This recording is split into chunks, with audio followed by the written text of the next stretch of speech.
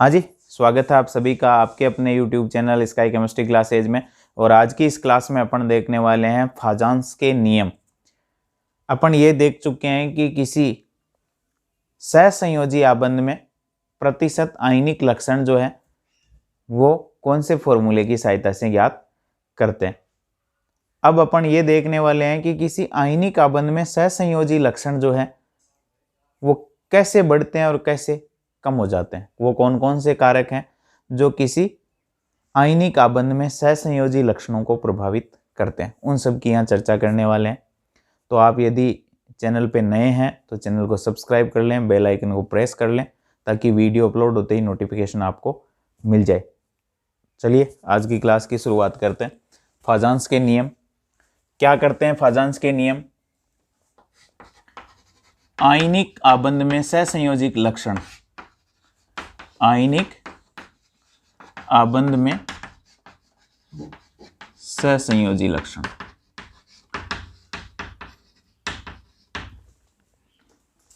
को निर्धारित करते हैं, कब बढ़ेंगे और कब घटेंगे। तो वो कौन कौन सी परिस्थितियां हैं जिसमें सहसंयोजी लक्षण जो है वो आयनिक आबंध में बढ़ जाते हैं। तो पहला कारक है धनायन का आकार, धनायन का आकार घटने और ऋणायन का आकार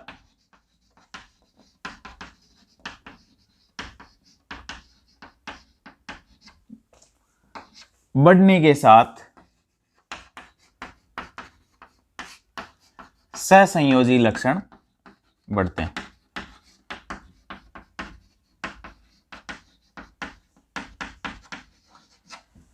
यदि धनायन का आकार घट रहा है यानी प्लस जो है वो माइनस हो रहा है, धनायन का आकार घटने और ऋणायन का आकार बढ़ने, माइनस हो रहा है प्लस, प्लस हो रहा है माइनस, यानी धनायन है आकार क्या हो रहा है घट रहा है, तो माइनस हो रहा है प्लस हो रहा है माइनस, माइनस हो रहा है प्लस, तब सहसंयोजी लक्षण बढ़ते हैं।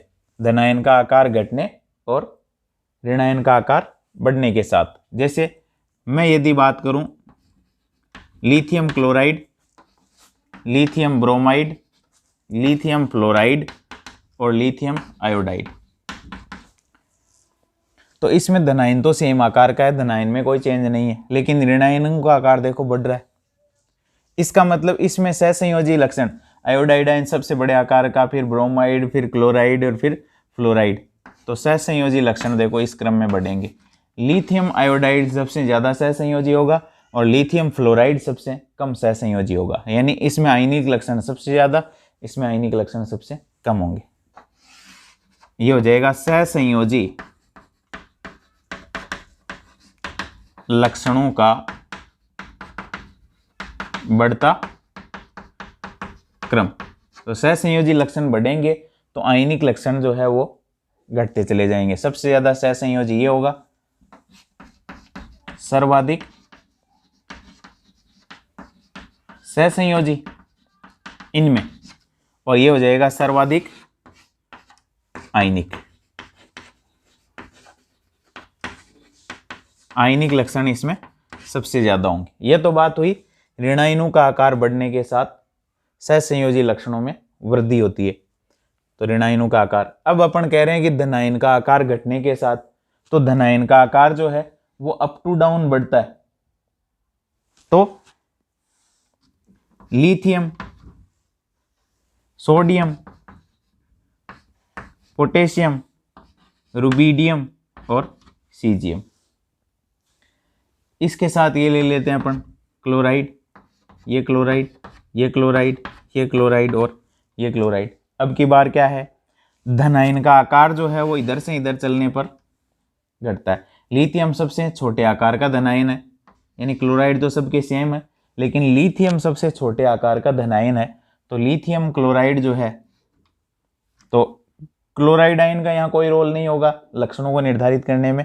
लिथियम जो है वो सबसे छोटे आकार का होगा और धनायन का आकार यदि घट रहा है तो सहसंयोजी लक्षण। अब देखो धनायन का आकार घटने के साथ साथ सहसंयोजी लक्षण बढ़ते हैं तो लिथियम का आकार सबसे छोटा है और सीजियम का आकार सबसे बड़ा है। यानी अप टू डाउन, जब अपन आवर्त सारणी में अप टू डाउन चलते हैं तो आकार बढ़ता है। तो लिथियम सबसे छोटे आकार का है, सीजियम सबसे बड़े आकार का है। तो धनायनों का आकार घटने के साथ, इधर से अपन इधर आ रहे हैं तो धनायन का आकार क्या हो रहा है, घट रहा है। यह सबसे बड़े आकार का, यह सबसे छोटे आकार का। तो सहसंयोजी लक्षणों में क्या होती है, वृद्धि होती है। सहसंयोजी लक्षण बढ़ते हैं, सहसंयोजी लक्षणों में वृद्धि होती है। यानी LiCl सबसे अधिक सहसंयोजी इनमें, और CsCl सबसे कम सहसंयोजी या सर्वाधिक आयनिक कह सकते हो, सर्वाधिक आयनिक। तो ये तो बात हुई किसकी, धनायनों का आकार घटने, ऋणायनों का आकार बढ़ने के साथ सहसंयोजी लक्षणों में वृद्धि और कमी की। तो आपको ये पूछ सकता है कि इनमें से कौन सा सर्वाधिक सहसंयोजी या सर्वाधिक आयनिक है। सेकंड है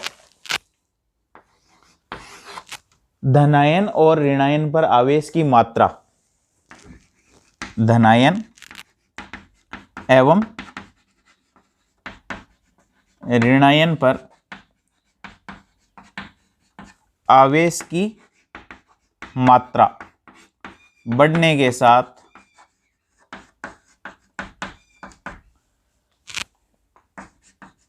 सहसंयोजी लक्षणों में वृद्धि होती है। सहसंयोजी लक्षण बढ़ते हैं। धनायन और ऋणायन पर आवेश की मात्रा, जैसे मैं एक LiCl की बात करूं, एक मैं MgO की बात करूं, और मैं एक Aln की बात करूं। तो Li में लिथियम पे +1 चार्ज है, क्लोराइड पे -1 चार्ज है, मैग्नीशियम पे +2 चार्ज है, ऑक्सीजन पे -2 चार्ज है, एल्यूमिनियम पर +3 चार्ज है, नाइट्रोजन पे -3 चार्ज है। तो धनायन और ऋणायन दोनों पर आवेश की मात्रा क्या हो रही है, बढ़ रही है। इसका मतलब ये सर्वाधिक सहसंयोजी होगा, ये उससे कम होगा, और ये सबसे कम सहसंयोजी होगा। या यूं कहें कि ये सबसे ज्यादा आयनिक होगा, ये उससे कम आयनिक होगा, ये सबसे कम आयनिक होगा, इन तीनों में। तो ये हो गई सहसंयोजी लक्षणों में वृद्धि।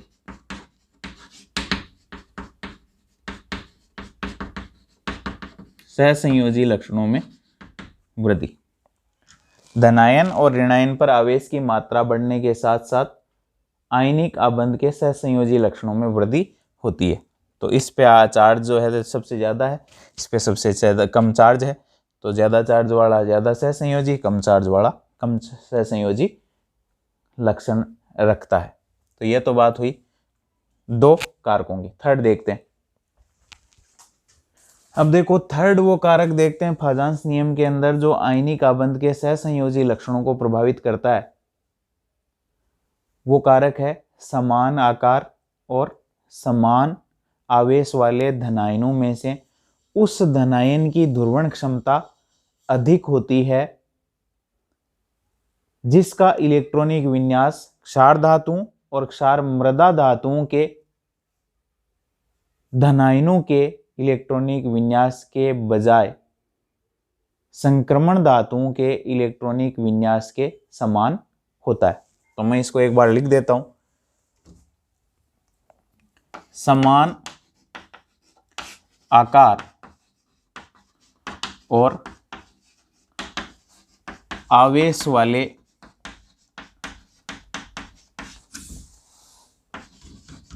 धनायनों में से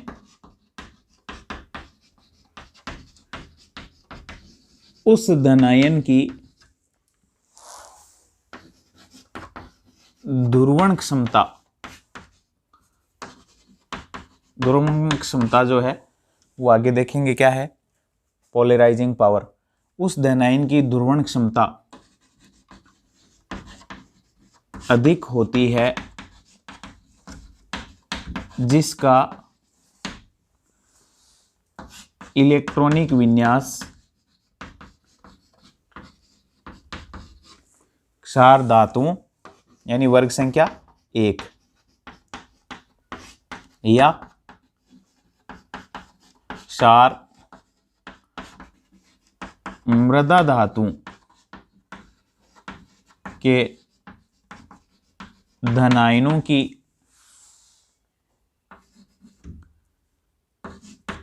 अपेक्षा संक्रमण तत्वों के इलेक्ट्रॉनिक विन्यास से समानता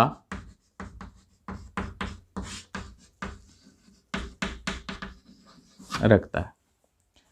समान आकार है, आवेश भी समान है, तो धनायनों में से उस धनायन की दुर्वहन क्षमता अधिक होगी जिसका इलेक्ट्रॉनिक विन्यास क्षार धातुओं या क्षार मृदा धातुओं के धनायनों की अपेक्षा संक्रमण तत्वों के इलेक्ट्रॉनिक विन्यास से समानता रखता है। उस धनायन की दुर्वहन क्षमता अधिक होती है। अब धनायन जो है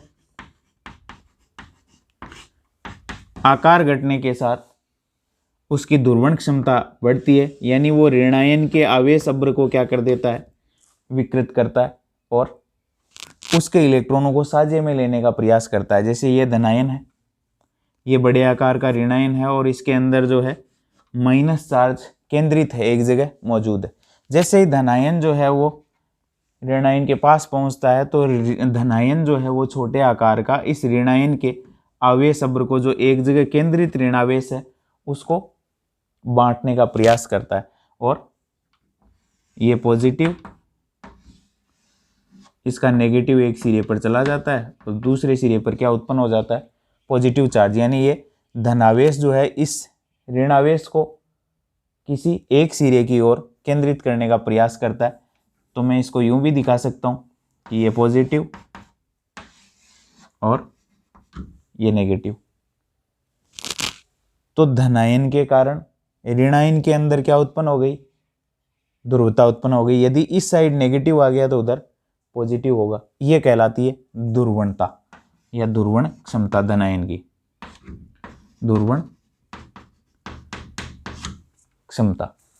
तो किसी सहसंयोजी आयनिक आबंध में सहसंयोजी लक्षण जो हैं वो कौन कौन से कारक निर्धारित करते हैं, वो निर्धारित करते हैं धनायन की दुर्वहन क्षमता, ऋणायन की दुर्वहनता या ऋणायन की दुर्वहन की मात्रा। किसी आयनिक आबंध के अंदर सहसंयोजी लक्षणों को निर्धारित करती है या सहसंयोजी लक्षणों की प्रतिशतता को निर्धारित करती है। कौन कौन, धनायन की दुर्वहन क्षमता यानी ऋणायन के आवेश अब्र को विकृत कर उसमें भी क्या बना देना, ध्रुव उत्पन्न कर देना या दुर्वहनता उत्पन्न कर देना, प्लस और माइनस उत्पन्न कर देना, वो क्या कहलाती है, दुर्वहनता। तो धनायन की दुर्वहन क्षमता, ऋणायन की दुर्वहनता और ऋणायन की दुर्वहन की मात्रा। कितना दुर्वित होता है वो, ये वो कारक हैं तीन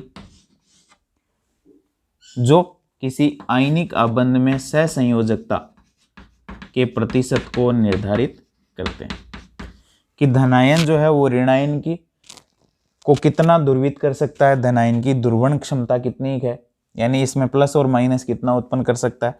और यदि धनायन द्वारा ऋणायन के आवेश अब्र को विकृत कर दुर्वित कर देने से आयनिक आबंध में सहसंयोजी लक्षण जो है वो बढ़ते हैं। यानी यदि ये ऋणावेश जो है वो अपने स्थान से विचलित होकर के एक साइड में शिफ्ट होता है तो इससे सहसंयोजी लक्षणों में क्या होती है, वृद्धि होती है। यानी ये स्थिति जो है वो सहसंयोजी लक्षणों, क्योंकि आवेश की मात्रा जो है वो बढ़ रही है, साझे के रूप में बढ़ रही है। ऋणावेश जो है धनावेश की तरफ साझे के लिए बढ़ रहा है, इसलिए सहसंयोजी लक्षणों में वृद्धि होती है। तो धनायन की दुर्वहन क्षमता कितनी है, वो इस आवेश अब्र को कितना आसानी से विकृत कर देता है, एक साइड में शिफ्ट कर देता है। ऋणायन की दुर्वहनता यानी वो ऋणायन जो है वो उसमें पोलरिटी कितनी आ जाती है और ऋणायन की ध्रुवण की मात्रा। ये जो कारक हैं वो किसी आयनिक आबंध में सहसंयोजी लक्षणों को या सहसंयोजकता के प्रतिशत को निर्धारित करते हैं। तो मुख्य रूप से अपने यहाँ 3 कारक हैं जो किसी आयनिक आबंध में सहसंयोजी लक्षणों को निर्धारित करते हैं। तो ये फाजान्स के नियम है। धनायन का आकार घटने और ऋणायन का आकार बढ़ने के साथ आयनिक आबंध में सहसंयोजी लक्षण बढ़ते हैं। दूसरा है धनायन और ऋणायन पर आवेश की मात्रा बढ़ने के साथ सहसंयोजी लक्षणों में वृद्धि होती है आयनिक आबंध के। और थर्ड है समान आकार है, समान आवेश वाले धनायनों में से उस धनायन की ध्रुवण क्षमता ज्यादा होगी जिसका इलेक्ट्रॉनिक विन्यास क्षार धातुओं और क्षार मृदा धातुओं के धनायनों की अपेक्षा संक्रमण तत्वों के इलेक्ट्रॉनिक विन्यास से समानता रखता हो, उसकी ध्रुवण क्षमता ज्यादा होगी। और जिसकी ध्रुवण क्षमता ज्यादा होगी उसमें सहसंयोजी लक्षण भी क्या होंगे, ज्यादा होंगे। और धनायन जो है वो ऋणायन के आवेश अभ्र को जो एक जगह केंद्रित है उसको विकृत कर ध्रुवणता उत्पन्न करता है, किसमें, ऋणायन में, और इससे सहसंयोजी लक्षणों में वृद्धि होती है। और ये 3 कारक हो गए जो सहसंयोजकता के प्रतिशत को किसी आयनिक आबंध में निर्धारित करते हैं। तो ये थे फाजान्स के नियम।